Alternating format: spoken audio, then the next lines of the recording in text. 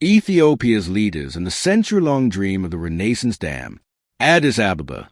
The inauguration of the Grand Ethiopian Renaissance Dam, GERD, in September 2025 marked the climax of a vision that spanned nearly a century and involved 4 generations of Ethiopian leaders. From Emperor Haile Selassie to Prime Ministers Zenawi, Hailemariam Desalegn, and Abiy Ahmed, each played a unique role in bringing Africa's largest hydroelectric project to life. Haile Selassie, the early visionary. Emperor Haile Selassie was the first Ethiopian leader to imagine harnessing the Blue Nile for national development. In the 1950s and 60s, he invited the U.S. Bureau of Reclamation to conduct surveys of potential dam sites. Selassie understood that Ethiopia's rivers held enormous potential, both as a source of electricity and as a foundation for industrial growth. In a 1957 speech, he declared, "It is Ethiopia's primary and sacred duty to develop her water resources in the interest of her own rapidly expanding population and economy." His vision was clear. Ethiopia should benefit from the waters originating within its territory. But Selassie faced major obstacles. Colonial-era treaties favored Egypt and Sudan while excluding Ethiopia, making international financing nearly impossible. Despite technical studies and bold ideas, the project never advanced beyond paper. Still, he planted the seed that future leaders would nurture. Zenawi, launching the national dream. Decades later, Prime Minister Zenawi revived the dam project as part of Ethiopia's broader development strategy.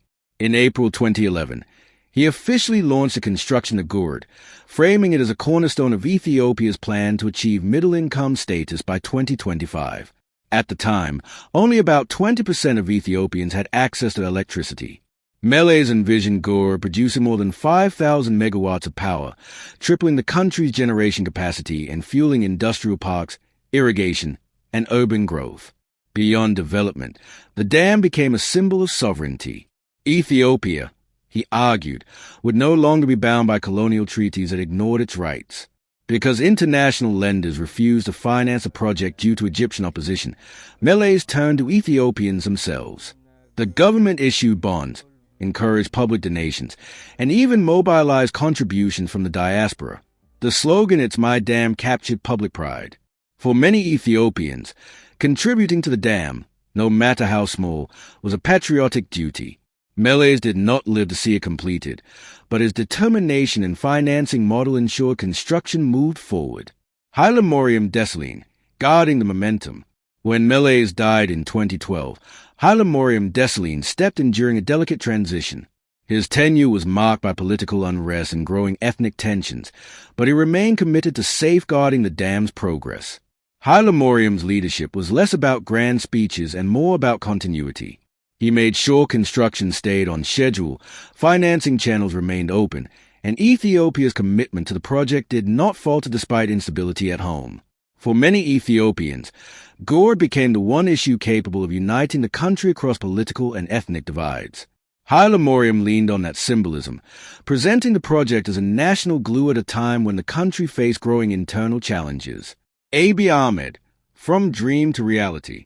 Prime Minister Abiy Ahmed inherited the dam in 2018, with construction nearing completion. He quickly embraced GERD as a centerpiece of his political agenda, presenting it as both a unifying national achievement and a symbol of Africa's capacity to chart its own destiny. In his inauguration speech on September 9, 2025, Abiy declared, "This dam was built not to harm our brothers, but to prosper, to electrify the entire region, and to change the history of black people." Abiy tied the dam directly to his reform agenda. He saw it as the engine that would power Ethiopia's industrialization, support electric vehicle adoption, reduce reliance on fuel imports, and provide surplus energy for export to Sudan, Kenya, and beyond. At the same time, GERD became a political shield. In the midst of war in Tigray and growing ethnic unrest, the dam gave Abiy a unifying achievement around which Ethiopians of all backgrounds could rally. But the project was not without controversy. Egypt and Sudan argued that Ethiopia's unilateral filling of the dam threatened their water security. They demanded a legally binding agreement on water releases, a demand Abiy rejected. Instead, he offered cooperation without ceding sovereignty. Despite tensions, Ethiopia pressed forward. By 2025, the dam reached full capacity, producing over 5,150 megawatts of power and officially becoming Africa's largest hydroelectric facility. A shared legacy. The GERD story is not the achievement of one leader, but of 4 generations. Haile Selassie envisioned a future where Ethiopia controlled its own water resources. Mele Zenawi turned that vision into a national project and mobilized the people to fund it. Hailemariam Desalegn protected it through turbulent years.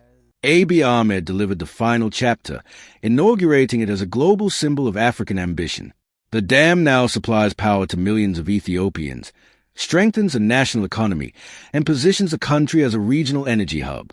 It is also a reminder that Ethiopia, despite internal challenges and external pressure, can achieve monumental goals when its leaders and people unite. Subscribe our channel now